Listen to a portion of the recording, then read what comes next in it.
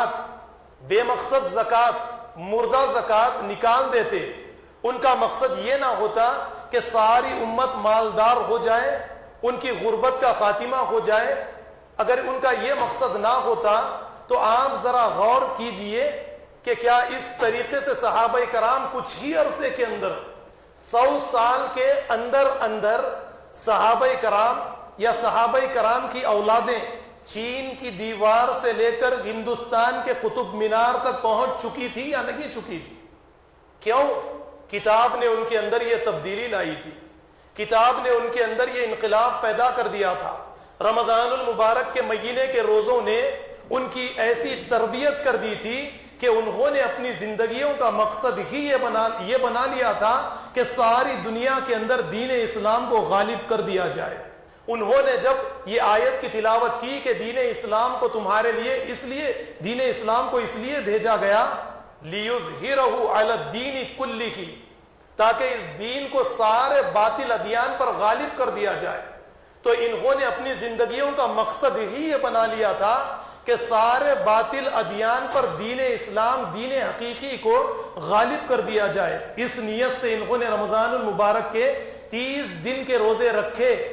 اب کامیابی جیسے جنگ بدر کے میدان میں ملی، ایسی ہی کامیابی ہندوستان میں ملی، چین میں ملی، یا دوسرے ممالک جیسے مصر ہے یا ترکی ہے یا اس طریقے سے مغربی ممالک ہے، مغربی ممالک کے کچھ حصے ہیں، ان ممالک میں جو صحابہ کرام کو جو فتح، جو کامیابیاں ملتی گئی، وہ اس رمضان المبارک کے روزوں کی فضیلت تھی، اس کی برکت تھی۔ لیکن رمضان المبارک کے اس مہینے کے روزے رکھنا ہم نے یہ سمجھ لیا ہے کہ صرف اپنے آپ کو بھوکا اور پیاسا رکھنا ہے، لیکن ایک بہت بڑی ذمہ داری ہے، اس ذمہ داری کو ادا کرنا ہے۔ اس کتاب کے حوالے سے، اللہ کی شریعت کے حوالے سے اس کتاب کو ہر ایک بار پھر وہی بات دوہرا رہا ہوں، ہر کچے اور پکے مکان تک پہنچانا ہے، نہیں پہنچاؤ گے۔ اللہ تعالیٰ نے جس طریقے سے بنی اسرائیل کے سر سے وراثت، زمین کی وراثت، خلافت، پیغمبروں کا سلسلہ، کتابوں کا سلسلہ، یہ ساری چیزیں ان سے چھین لی گئی، اسی طریقے سے آج مسلمانوں سے یہ ساری چیزیں چھین لی گئی۔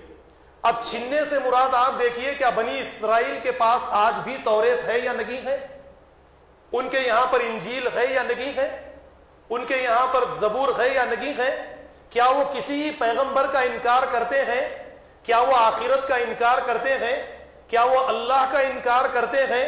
ان کے یہاں پر بھی رسم و رواج، عبادات کے کچھ طریقے، ان کے یہاں پر بھی روزہ، یہ ساری چیزیں موجود ہے، لیکن روح ان کے یہاں پر ان چیزوں کی روح نہیں ہے، مقصد نہیں ہے۔ ان کے یہاں پر ساری چیزیں موجود ہے لیکن مقصد نہیں ہے۔ تو یہی معاملہ آج امت محمدیہ صلی اللہ علیہ وسلم کے ساتھ کر دیا گیا، ہم نہیں جانتے، ہم کو پتہ نہیں ہے، ہم اس چیز سے بالکل غافل ہیں۔ تو اب ہماری ذمہ داری اس رمضان المبارک کے مہینے کے بعد میں ہماری سب سے بڑی ذمہ داری جو بنتی ہے وہ یہ ذمہ داری کہ وہ کھویا ہوا مقام، کہ جو مقام اللہ نے ہم سے چھین لیا ہے واپس ملے گا۔ اللہ نے بتایا، اللہ نے اس چیز کو ہمیں سمجھایا، اس چیز کو ہمیں بتایا۔ یونس علیہ السلام کی قوم بڑی نافرمان تھی، یونس علیہ السلام کی نافرمانیوں پر نافرمانیاں اس نے کی تھی، یونس علیہ السلام ناراض ہو کر چلے گئے، اللہ نے انہیں مچھلی کے پیٹ میں قید کر دیا، پیغمبر کو بھی کوئی معافی نہیں دی جائے گی۔ اگر یہ اپنی ذمہ داریوں کو ادا کرنے کے بجائے قوم سے نفرت کرے اور نکل کر چلے جائیں، یونس علیہ السلام کو مچھلی کے پیٹ میں قید کر دیا گیا اور یہ فرما دیا گیا لَلَبِثَ فِي بَطْنِهِ إِلَى يَوْمِ الْقِيَامَةِ۔ اگر یونس علیہ السلام توبہ نہیں کرتے، استغفار نہیں کرتے، تو یونس علیہ السلام کو قیامت کے دن تک کے لیے مچھلی کے پیٹ میں قید رکھا جاتا۔ آپ نے توبہ کی، توبہ کیجئے۔ رمضان المبارک توبہ و استغفار کا مہینہ ہے۔ اس مہینے میں اللہ رب العالمین اپنی رحمتیں، اپنی برکتیں، توبہ کے دروازے کو اللہ رب العالمین نے کھول دیا ہے۔ اور ایک بڑی توبہ کی طرف رجوع کیجئے، وہ چھوٹی موٹی توبہ کو چھوڑ دیجئے۔ جب ایک مقصد زندگی میں پیدا ہوگا تو نگاہیں، یہ شٹر جسے میں نے پچھلے خطبہ جمعہ کے موقع پر کہا غیر محرم پر پڑے گا، خود بخود پڑ جائے گا، کیونکہ آپ کے سامنے ایک بڑا مقصد ہے۔ زبان سے جھوٹ نکلے گی، بڑا مقصد ہے، خود بخود زبان کو لگام لگ جائے گا۔ زبان سے غیبت نکلے گی، بڑا مقصد سامنے ہے، ہدف ہے آپ کے سامنے، زمین کی وراثت کا، دین کو غالب کرنے کا، اسلام کو کچے پکے مکان تک پہنچانے کا۔ خود بخود آپ غیبت سے آپ اپنے آپ کو پاک کریں گے، آپ یہ کمزوریوں سے اپنے آپ کو دور کریں گے، آپ کے اندر کردار پیدا ہوگا اپنے ہدف کے مطابق، آپ کے اندر اخلاق پیدا ہوں گے اپنے ہدف اور گول کے مطابق، آپ کے رویوں میں دن بدن اضافہ، تبدیلی آتی چلی جائے گی۔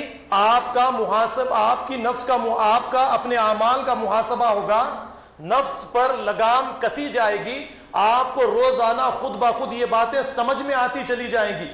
آپ نماز پڑھیں گے، وہ آیت یا ایتھا النفس المطمئنہ ارجعی الی ربک راضیہ، آپ کی نفس مطمئن ہوگی کہ میری نماز اللہ کی بارگاہ میں اب قبول ہو رہی تھی، اگرچہ میں آج سے پہلے 5 وقت کی نمازیں پڑھتا تھا لیکن بد اخلاق تھا، بد کردار تھا، لین دین میں، معاملات میں کوئی تبدیلی، رویوں میں کوئی تبدیلی نہیں تھی، اب میری زندگی میں اس طریقے کی تبدیلی آ رہی ہے، دل مطمئن ہے، اللہ میری نماز کو قبول کر رہا ہے۔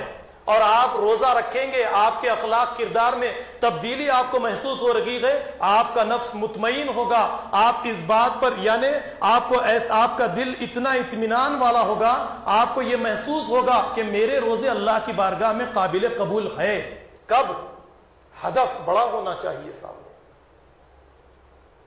ہدف ہے ہی نہیں ہمارے سامنے، تو یہ چیز ہمارے لیے بے انتہا ضروری ہے۔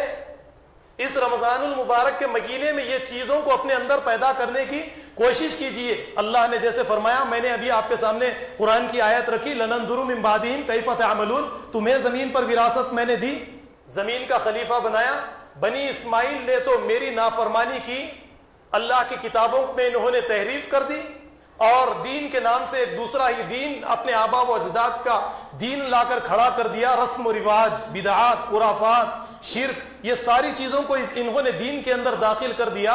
اب اے امت محمدیہ، اے بنی اسماعیل، اے اسماعیل کی اولاد، تم نے قرآن کی ذمہ داری اپنے کاندھوں پر لی ہے، قرآن کے ساتھ وہ سب کچھ مت کرو جو بنی اسرائیل نے کیا ہے، توریت اور انجیل کے ساتھ، آسمانی صحیفوں کے ساتھ انہوں نے جو کچھ کیا ہے وہ کم سے کم تم مت کرو۔ یہ قرآن کو دیے جانے کا مقصد کچھ اور ہے۔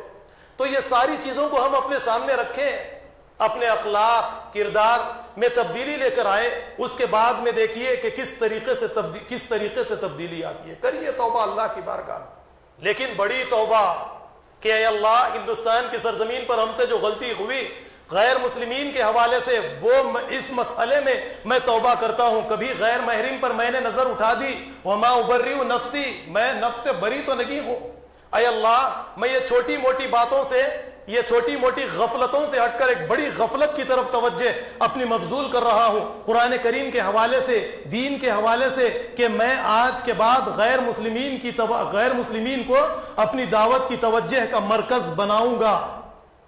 یہ ہے اصل روزے کا مقصد، یہ ہے اصل قرآن کریم کو دیے جانے کا مقصد، یہ ہے روزوں کو فرض کیے جانے کا مقصد، لیکن ہم نے یہ ساری چیزوں کو ضائع کیا ہے۔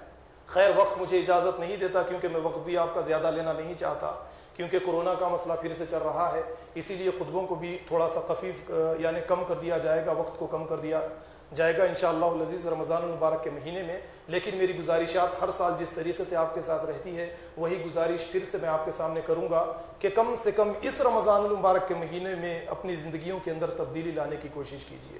رجوع الی القرآن، رجوع الی اللہ، رجوع الی الرسول، اس مسئلے کو صرف تلاوت کی حد تک مت رکھیے، بلکہ اپنی زندگیوں کے اندر قرآن کریم کو داخل کر کے اپنے اعمال کو اس کے مطابق بنانے کی کوشش کیجیے۔ پھر اس کے بعد ہماری زندگیوں میں تبدیلی آئے گی، اللہ کا تقرب حاصل ہوگا۔ اللہ تو ہمارے قریب ہی ہے، وَإِذَا سَأَلَكَ عِبَادِي عَنِّي فَإِنِّي قَرِيبٌ، اللہ تو ہمارے قریب ہے، اللہ دینا چاہتے ہیں، لیکن ہم لینے کے لیے تیار نہیں ہیں۔ میں اپنی باتوں کو یہیں پر ختم کرتے ہوئے اللہ سے دعا کرتا ہوں کہ جو کچھ بھی کہا گیا ہے اللہ تعالی ہمیں اسے سمجھنے والا، دوسروں کو سمجھانے والا بنائے۔ وآخر الدعوانا الحمد للہ رب العالمین۔